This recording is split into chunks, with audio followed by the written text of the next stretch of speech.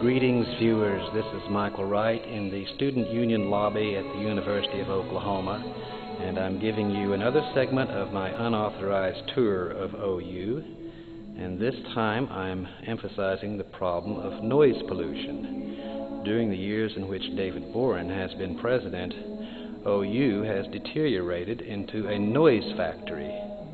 Here in this lobby, when I was a student, the only sounds which could be heard were the sounds of intelligent human conversation, dialogue, and debates among students. During the Boren years, the student radio station was allowed to install a booth here in the Union, and later they installed speakers in the ceiling. There's one right there, and the speakers are blasting noise, some call it music, continually. This is a Sunday morning, and there's nobody even in the lobby.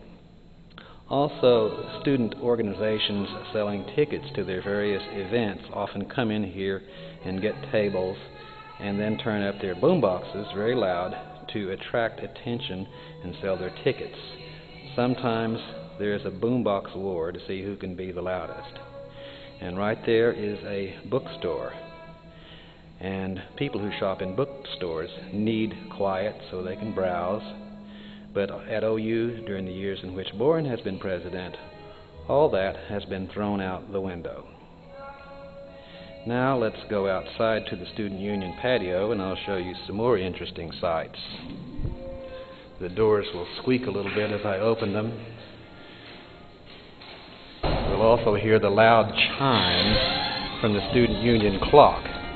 They can be heard 4 blocks away where I live, and I once heard them 8 blocks away. So if you move to Norman, Oklahoma, expect to be treated to daily annoyance from having to hear Boomer Sooner frequently blasting from the Union chime clocks.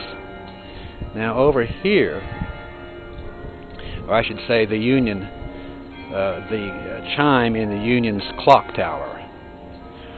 Over here we have a patio stone which the university decided to dedicate to William French Anderson. If you'll click on the link concerning Anderson in the text box accompanying this video, you will confirm that Anderson is a convicted child molester. This was reported by the Chronicle of Higher Education and other sources. Now let's go over here and I'll show you another interesting sight. In October of 2005, Joel Hendricks, an OU student, committed suicide by exploding a homemade bomb on campus. This happened during a football game. He was seated on a bench adjacent to a sidewalk, and this was within a 2-minute walk of the stadium.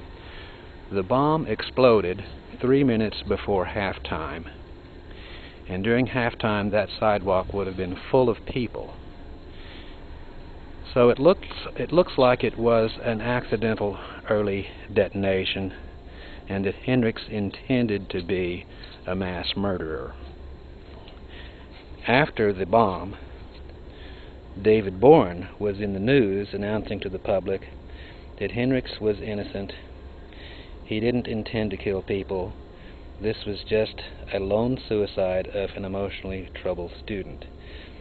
Then, a couple of years later, OU Vice President Clark Stroud had this stone installed on the patio, memorializing Hendricks.